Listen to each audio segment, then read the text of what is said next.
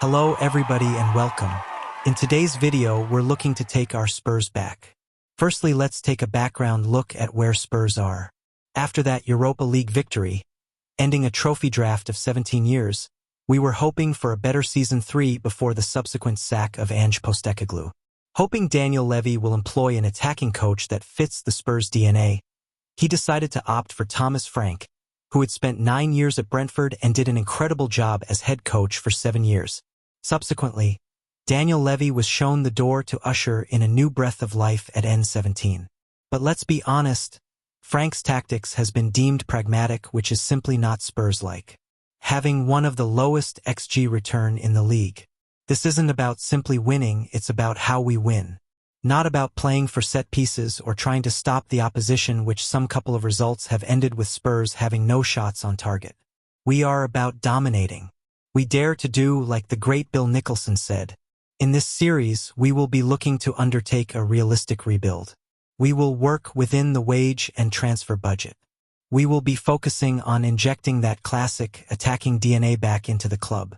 We'll be focusing on youth development, scouting technically gifted players who embrace possession football, and implementing a fluid, high-pressing system reminiscent of glory days. Out go the static formations. In comes a dynamic, entertaining Tottenham that the fans deserve. Tottenham really have the potential to take that next step in large part due to our facilities and finances. We have a large squad that can fit multiple tactics, including different build-up styles and formations. And since we won the Europa League, Spurs are in the Champions League and we will look to compete with the big teams as we go on this journey. We have the opportunity to start the season all over, meaning we will right the wrongs in the summer transfer window where we failed to bring in an established left winger and a left back. The team has indeed been strengthened with players like Mohamed Kudus, Joao Palhinha, Randall Kolo Muani and Xavi Simons while completing the transfers on last season's loanees, Mathys Tel and Kevin Danso. While our midfield is stocked, the question is that of fitting into the way we want to play, but then we will look to correct all that. Remember, we are here to take our Spurs back. In this window, we look to bring in a left winger and a left back and left center-back hybrid. We decided to opt for Ademola Lookman, who was rumored to be joining Spurs in the summer, and Mika Marmol. We also signed Contador on a free transfer to join in January. I know we already have Kota Takai and many other youth center-backs, but we can't just let this slip. We will also look to bring in a young striker. The choice between Ryan Vitor of Vasco da Gama or Franquilino Ju of Midtjylland. It is going to be a tough decision between these two prospects. Let's talk tactics. Firstly, we wanted to try something new with the new tactic setup in FM26. We want to build our tactics based on position rather than the traditional formations. This means we will set up the players on where we want them to be, in possession and out of possession. Although we couldn't have Ange's Season 3, we still replicated the Ange ball tactics with our full-backs tucking into the DM position. In this tactics, we have Pedro Porro play in the DM position as a deep-lying playmaker and Udigi as a box-to-box playmaker. We moved our center midfields up into the attacking third and have an in-possession build-up of 2-3-4-1. We also made a second tactics like we love to do. The same concept of 3-2-4-1 with Udigi playing as a third center-back and Pedro Porro moving into the DM position, a deep-lying playmaker. This we called Axis Ball. Watch out for a tactics tip on shorts. Subscribe and click on the notification bell to notify you when the tip drops. Our tactics started up great and it was a straight success.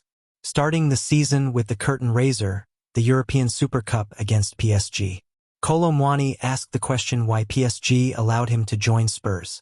After a great tackle by Palhinha in the midfield, Xavi released Kolo Muani, who was through on goal, and he scored with a tidy finish. We were not done as Kudus dribbled his way on the right and sends a cross to Kolo Muani, who headed home to make it 2-0. The game was done and we lifted the UEFA Super Cup.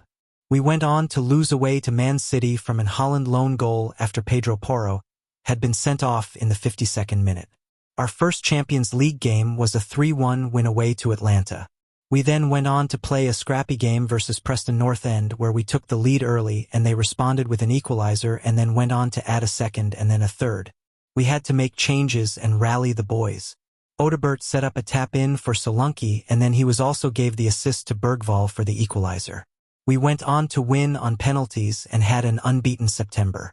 We also went unbeaten in October, which included an emphatic win over Atletico Bilbao with a 6-0 win at home. November and December are when the fixtures started to get thick.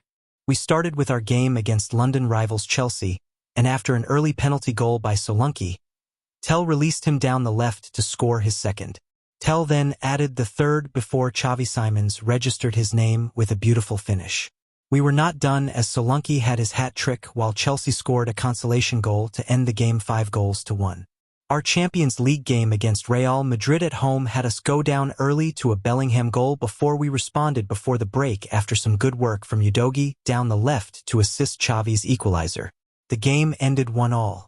We played Manchester United next and Xavi was at it again with a hat-trick including beautiful top and finish. United had their goal but we ran out deserved winners with 3-1. We then drew 1-1 in our North London derby. Some good news from our injured boys as Kulusevski started his rehabilitation after his long-term injury. He is going to be massive for us this season. In November, we ate good as Siemens had a hat-trick of awards in the Premier League. The board also provided extra transfer funds going into the January transfer window. In December, we won Liverpool, thanks to goals from Bergvall and Palhinha with Kolo Muani turning providers for both goals. We have settled into this version of Angeball and are getting some incredible results. We also changed some individual instructions to have our wide men crossing to hit early cross and discourage shots from distance. In the January transfer window, to help dominate our midfield with technical player, we brought in Angelo Stiller. We also decided to bring in Franquilino. We sold Bissima, Johnson, Bentaker and was able to loan out Draguzin and Richarlison. With this transactions, we had £99 million in the bag which we intend to use before next summer's transfer window. In January, our last Champions League game was against Man City, and after some intense pressing to dispossess Jeremy Doku, Tell found Kolo Muani who unleashed a shot past Donnarumma. The second goal came after some good combinations between Xavi and Odebert who released Kolo Muani for a tap-in. 3 days later, we played City again and continued the goals galore against them. They must now be tired of Kolo Muani who headed home the first goal. The second goal came in beautiful and its passing all around and a beautiful link-up between Kulusevski and Kudus who provided the assist for Bergvall. Kudus did what Kudus do, dribbling past the City players in a tight spot to finish a solo goal. We were not done yet and City could not get near the ball as the ball found Kudus free in the City box to slot home the fourth. January have us go unbeaten and drawing only once in 9 games. In February, it was a North London derby of glory as Lookman beats Raya with a low-driven shot to set us up 1-0. He also turned provider with Kudus having time to control the ball before driving home, before Xavi found space to shoot low into the bottom corner for a 3-goal lead. Arsenal was able to get a goal late on as we finished 3-1. And then we have our star new striker who scored a last-minute header from a Stiller cross. Our new boys combining to get us a draw versus United. Franquilino also got an hat-trick in a 6-3 win versus Charlton in the FA Cup. At the end of February, we got our revenge versus Newcastle but lost to Fulham 1-0 at the end of the month. March came and we had a terrible month, losing away to Inter Milan in the first leg of the Champions League. Lost 1-0 to Liverpool in the Carabao Cup final after having more shots than them. We eventually crashed out of the Champions League after we could not overturn the first leg result as we scored just 1 goal in the second leg at home to Inter Milan. That is when we decided to switch our tactics with some tweaks. This is based on the tactics trick I mentioned earlier. In April, and it was FA Cup semi-final versus Liverpool as the ball drops nicely for Sulla in the box to find the bottom corner. But we were resilient. Odebert finding space from the left to deliver a low cross for Solanke to smash home. The ball worked his way to Xavi on the right and he dribbled past Van Dijk to give us a 2-1 lead that took us to the final. With our new tactics, we had a winning run in April. And with 4 points to go, we sit first on the table with a 6 points gap. Franquilino also won the league's Young Player of the month of March and our new boy Mason Melia was already doing wonders in the Under-21 league, which earned him a first call-up to the Irish national team, where he scored a goal on his debut. He is one to keep an eye on. With the transfer budget we had from sales in January, O decided to buy Samu from Porto. He will be joining in the summer to replace the leaving Colomwani. We also got some good news as Maddison resumes rehabilitation from his long-term injury. In May, we smashed Leeds at home to make us champions as Chelsea gave us a lap of honor before lifting the Premier League trophy in front of their fans. 10 days later, it was FA Cup final and we started great with a penalty goal from Lookman. That was before Solanke combined nicely with Sarr at the edge of the box to drive home a shot. And then came the assist of the year from Xavi, providing a Rabona assist to Solanke to make it 3. Sarr found Kudus on the right, who laid it down nicely for Tell as we completely dominated the final.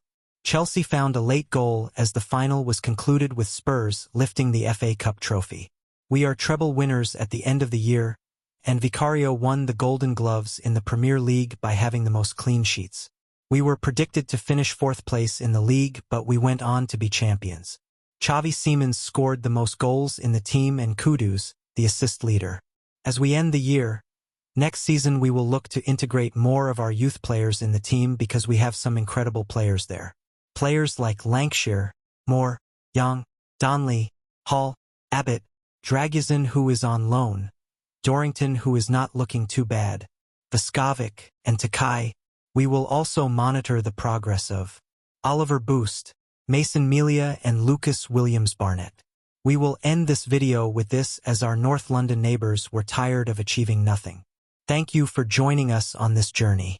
We want to go for more in the second season. Kindly drop suggestions and comments down below. Who should we buy next and who should we sell? What tactics or instructions do you want to see? Like, subscribe and hit the notification bell so as not to miss Season 2 when it drops.